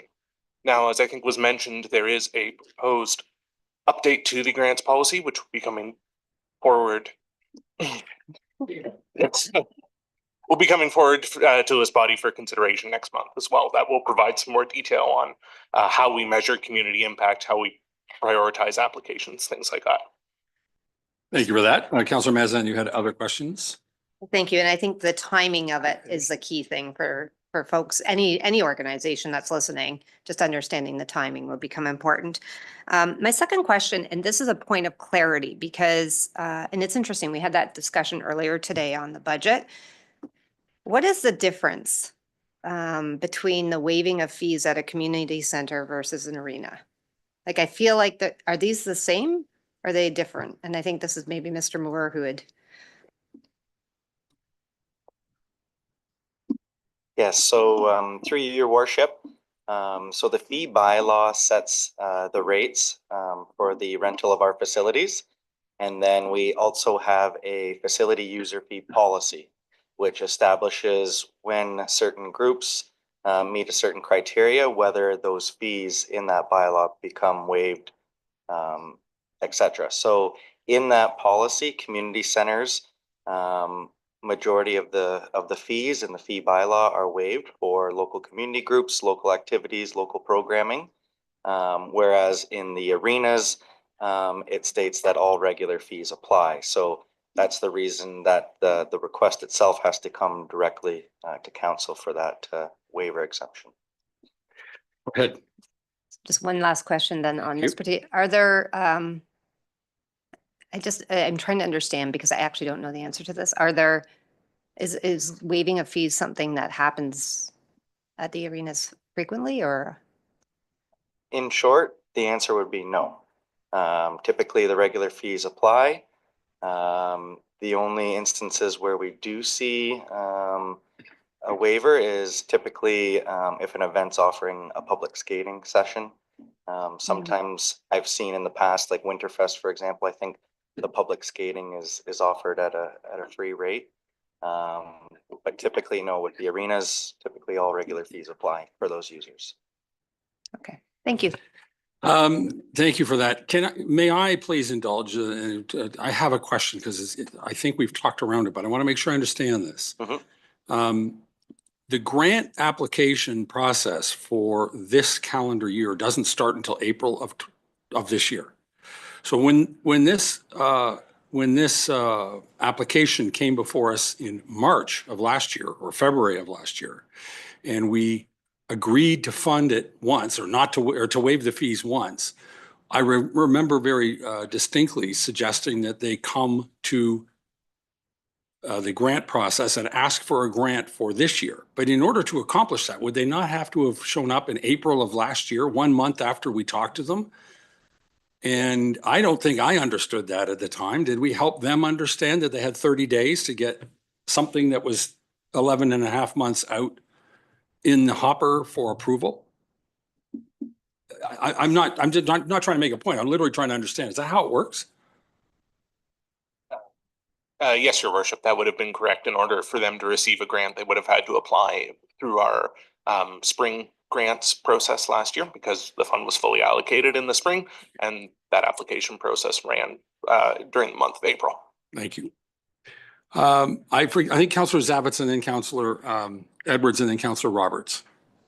Thank you, and through you. Interestingly, to Corey Moore's earlier point about the ice, this week is March break, and it's wonderful that the Township of Muskoka Lakes is actually providing free ice throughout that week. And here we have, at the end of March break, a charitable event that's going to include hundreds of community from Bala and area. And I just would like to make sure that everybody understands that. Thank you. Thank you. I think Councillor Edwards, you were next, and then Councillor Roberts. Yes, first of all, our grants, $25,000 isn't enough. That's the first thing. Secondly, if this group were not using the ice and the arena was sitting empty, we wouldn't be getting anything for it. And that they are raising money. It's a charity. And I can remember the Peninsula Lions getting half rate and coming every year with hat in hand to beg to get the other half back. It's an insult to the volunteers. And I think it should be different when they're using our facilities. That's different than actually handing them a couple of $1,000s to buy prizes or something like that. There's a complete difference in grants and waiving of fees. And that because if they didn't run the program and the arena was sitting there, we'd still have the expenses and we wouldn't be getting anything anyway. In this way, they're volunteers that are bringing community. Again, if it cost us to organize something like that, it would be far worse than the $1,440. Thank you. Thank you, Councillor Roberts. Thank you, Mayor, and through you. They opened the door on the grants coming next month. And what I remember saying last year is that we had the first intake and we awarded all the money on the first intake. And I'm thinking that we proposing that we have two intakes for groups that come when we get into business in the summertime, that can come and ask for money somehow. So that's it. I know there are many communities that do fundraisers and stuff like that and don't come and ask the township for money. But if we're going to do something, as Councillor Edwards was saying, we really need a policy on that. If we have a real policy, we talked about it this morning, the policy was $182,000 that we waived under the community centers. There's a policy there that defines how we waive that.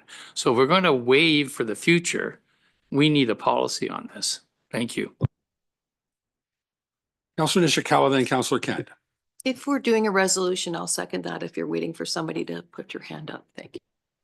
Thank you. Councillor Kent, you're too late to be seconding. I was just going to say, I would suggest that for this go round, we waive the fees. And if we're really thinking about pushing that into a grant process, direct them that they need to file the application for next March in the next month. That should be part of the resolution. Anyone else have a comment?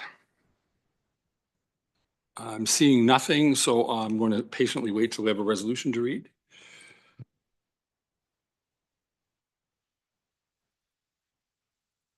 Oh, Councillor Bosenworth. I'm rather with Mr. Roberts that this keeps coming to us and we end up having these sort of endless debates about, forgiving fees. It would really be nice if we didn't have to, because we'd already set out a procedure that we always knew was going to be fair, because Councillor Burry raised the issue of fairness. They're all compelling stories. We need to have it thought out ahead of time, says, and staff, as long as you check all the boxes, staff would say yes. And just in response, I agree with you, but in these particular circumstances, I can tell you 12 months ago, I was confused that these people only had 30 days to apply for something that was 11 and a half months out. I believe through the current grant system, there is the appropriate kind of mechanism in place to define how and when and who gets the opportunity.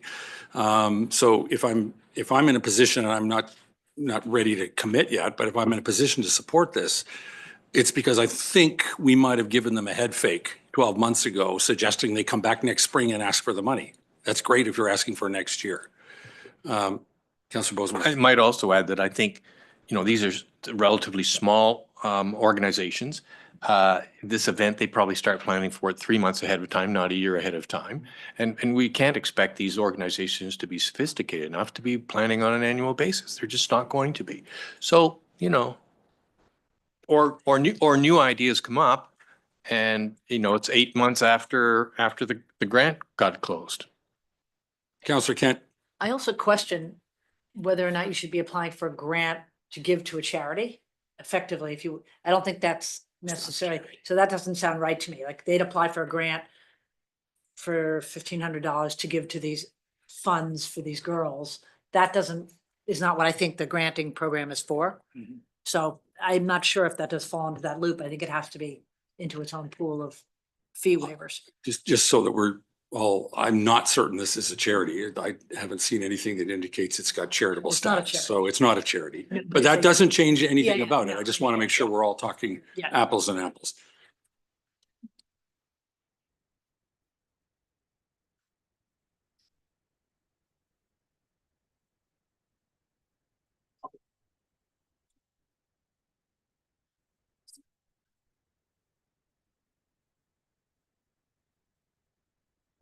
Okay, all right, thank you for that. I have a resolution I'm going to read. Before I read it, I'm going to tell you one thing and then I'm going to tell you again before we call the vote. Because there was no draft resolution on the, or a motion on the agenda, it's going to require, it comes on because there was a discussion point. We can bring it to the table without any kind of pre-vote, but it does require 70% vote to carry, to carry this thing, okay? Just so that everybody understands that. Okay, moved by Councillor Zavitz, seconded by Councillor Nishikawa. Whereas council received a delegation regarding full waiving of user fees for the Bala Arena facility on March 14 and March 15 for the 2025 Bala Legion Poppy Cup. Now therefore be it resolved that council waive the user fees for the Bala Legion branch number 424 for a rental of the Bala Arena facility for the 2025 Bala Legion Poppy Cup in the total amount of $1,445. And that the requester be advised that moving forward, the request for township support be directed through the small community grant process the year prior, pardon me. So I've read the resolution. Does anybody have any questions on the resolution? Does anybody have anything they want to add as comments before I call? Sorry, Councillor Bosenworth. I don't get a sense that the grant program is the right answer for this. And I would like to take that part out of the resolution.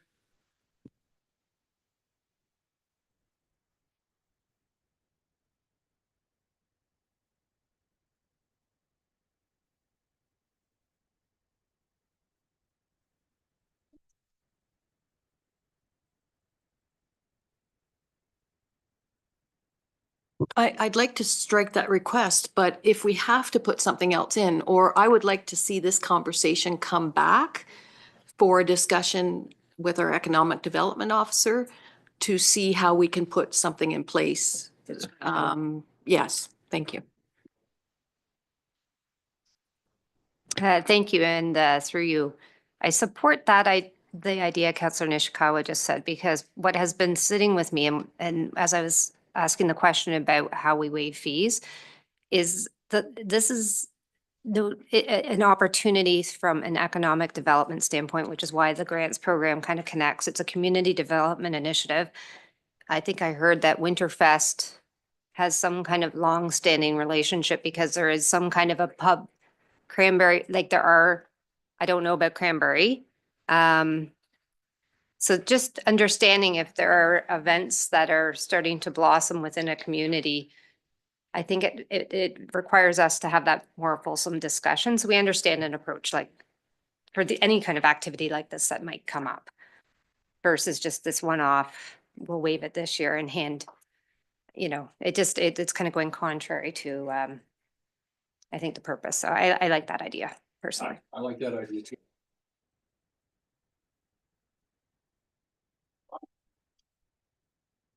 Sorry, my opinion on this is as tight as I can make it. Wherever this comes in future years, it should not be here. We are not equipped. We have no background. We have no way, no context for any of this. We don't know how many more are coming where there's no defined terms. It's just kind of a judgment call. We have to do better. And if the timing and the basic premise of the small community grants program isn't where this should be, then we do need to come up with some better way to have it administered in the same kind of professional manner that I think that small community grants program is administered. And we have to make the rule sets clear so that people know they have to come in at whatever time to get it approved. So that having been said, we did delete the reference to coming back to community grants program. We will take the luxury of a little bit of time and perhaps impose upon some individuals to come back with a recommendation of how we handle these things. I'd like to see that. I'd like to have time to consider it. Anybody else? Then I'll call the question. Oh, sorry. You got to say? Are you voting? Certainly not voting. Thank you. Through you. Just for clarity, if read the room, apparently we don't wish to deal with the community grant program. as Mr. Moore pointed out, we do have a facility user fee policy, and within that policy, it specifically says that arena fees shall not be waived, and any request shall come to council within no shorter than 6 months. So I would suggest to you that perhaps that resolution be amended to include that staff be directed to return with a review of said policy, because alternatively, you will continue to receive these requests based on how the policy is written. If you're comfortable with that, that's fine. But if you wish a different path, then I would suggest you direct staff to come with a report with options. Keep in mind, this was heavily debated. I believe Mr. Moore will recall, I think it was late 23. And this is what council came up with, but we're certainly happy to look at it again. So we are, oh, because I've already read this. No.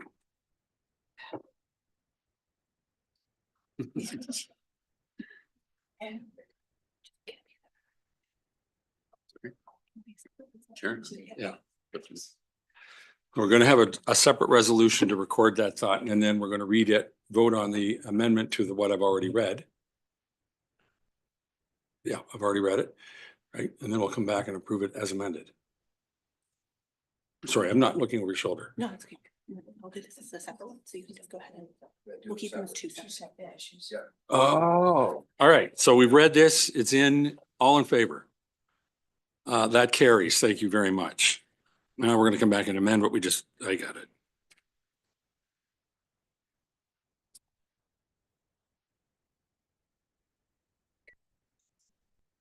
Sure. From David or from me? Just want to bring it back to the maybe Marina. I think we should hear from David. David, I think maybe you can repeat what you wrote. Yeah.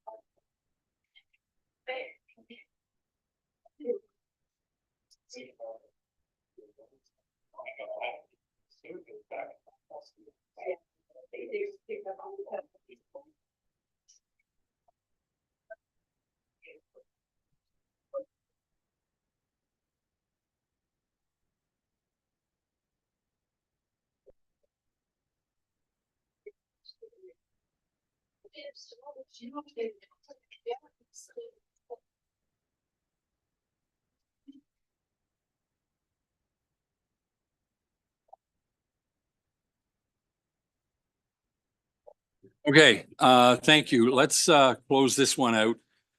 Can we get your attention, everybody, please? Moved by Councillor Kent, second by Councillor Bosenworth, be it resolved that staff be directed to report back to General and Finance Committee regarding potential changes to the facility user fee policy to address waiving of arena user fees. Any questions? Any comments? All in favor? That carries. Thank you very much. That was easy. There you go. Okay. Where are we here? Bylaws. Okay. Do we have presentations on any of them? Or you just okay. No presentations on it. Okay. I'm planning. Okay. Thanks, Mr. Cox. All right. I'm going to read a few resolutions. We'll go through this stuff. Moved by Councillor Edwards, seconded by Councillor Bosenworth.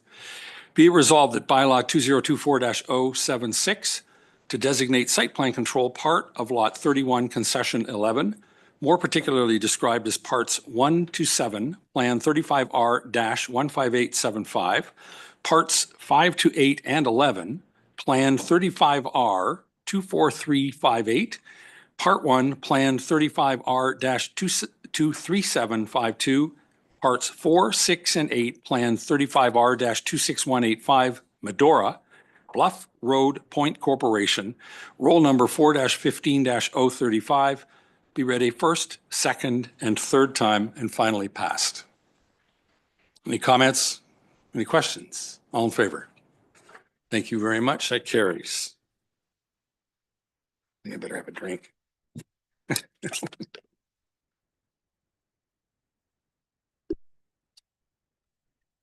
Start. Okay, next up, moved by Councillor McIntyre, seconded by Councillor Mazan. Be it resolved that the original shore road allowance on Brandy Lake lying in front of lot 32 concession 1 Watt, designated as part 1 on plan 35R-27660-1960212 Ontario Inc. roll number 2-6-013 be declared as surplus land, and that the clerk is hereby instructed to dispose of the said property pursuant to sections 8, 9, and 11 of the Municipal Act 2001, and that bylaw 2025-023 to stop up, close, and convey that portion of original shore road allowance designated as part 1 on 35R-27660 be given 3 readings and finally passed. Questions, comments? All in favor? That carries. Thank you. By Councillor Kent, seconded by Councillor Burry. Be it resolved that bylaw 2025-026, being a bylaw to establish and define the duties and powers of the Chief Administrative Officer for the Corporation of the Township of Muskoka Lakes, be read a first, second, and third time and finally passed. Any questions on that? Comments? All in favor? That carries. Thank you.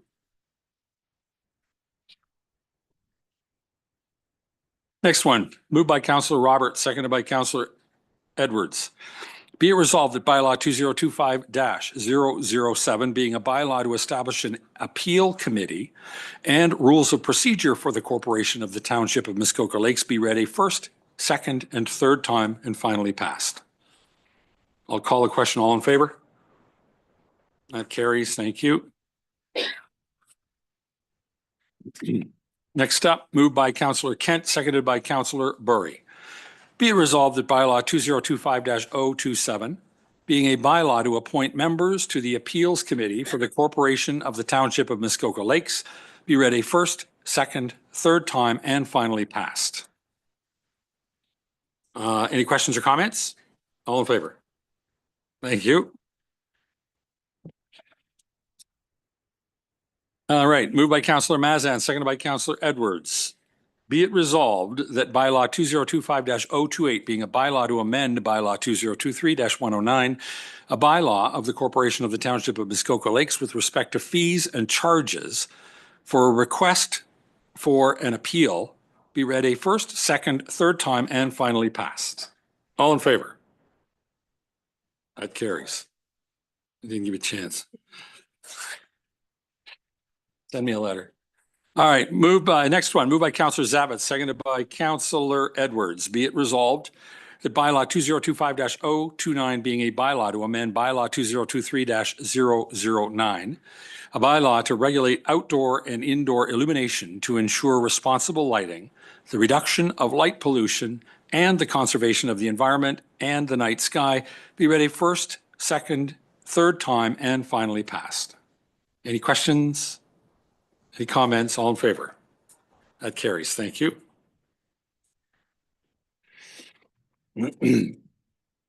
Moved by Councillor Mazan, seconded by Councillor McIntyre. Be it resolved that bylaw 2025-030, being a bylaw to amend bylaw 2022-108, a bylaw to regulate and prohibit the modifications being made to the landscape on properties in the township of Muskoka Lakes, be read a first, second, third time, and finally passed. Any questions? Comments? All in favor? Thank you.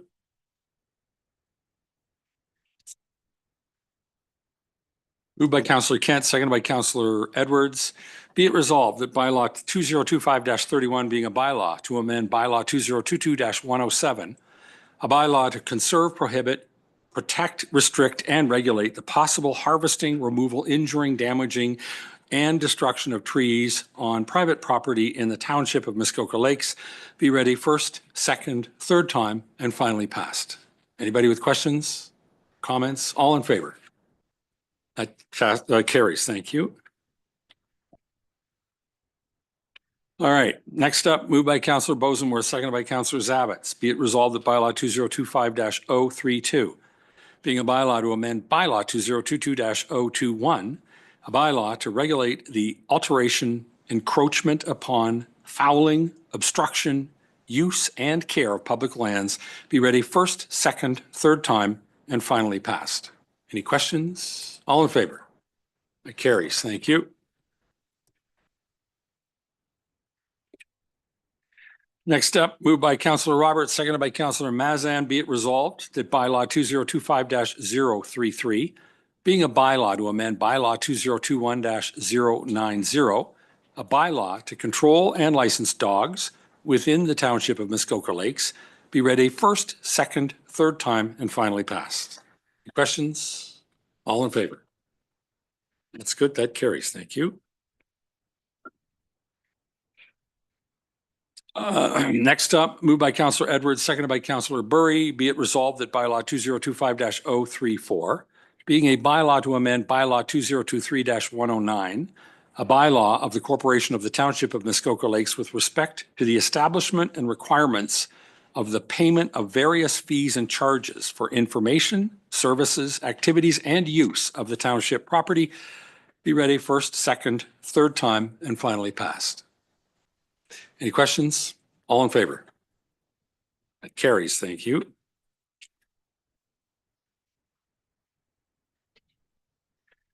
Okay, next up, moved by Councillor Burry, seconded by Councillor Bosenworth. Be it resolved that bylaw 2025-024 to amend comprehensive zoning bylaw 2014-14, bracket Wise and Doer, roll number 9-14-072-021, be read a first and second time. Any questions? All in favor? That carries. Thank you. Next one, moved by Councillor Mazan, seconded by Councillor Kent. Be it resolved that bylaw 2025-024 to amend comprehensive zoning bylaw 2014-14, bracket Wise and Doer, roll number 9-14-072-021, be read a third time and finally passed. Any questions? All in favor? That carries. Thank you.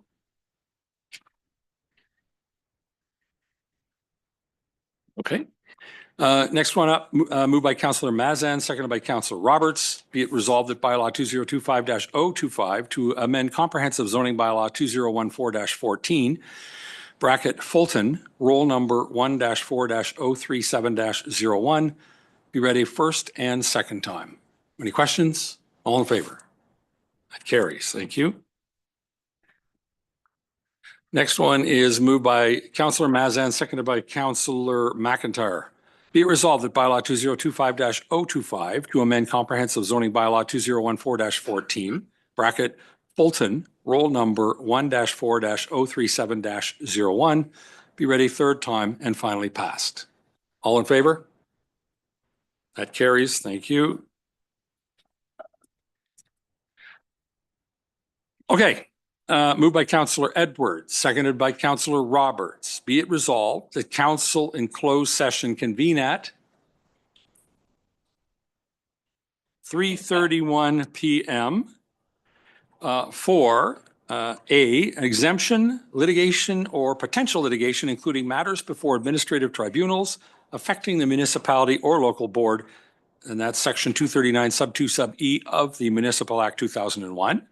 Another exemption, advice that is subject to solicitor-client privilege, including communications necessary for that purpose, and that's section 239 sub 2 sub F of the Municipal Act 2001.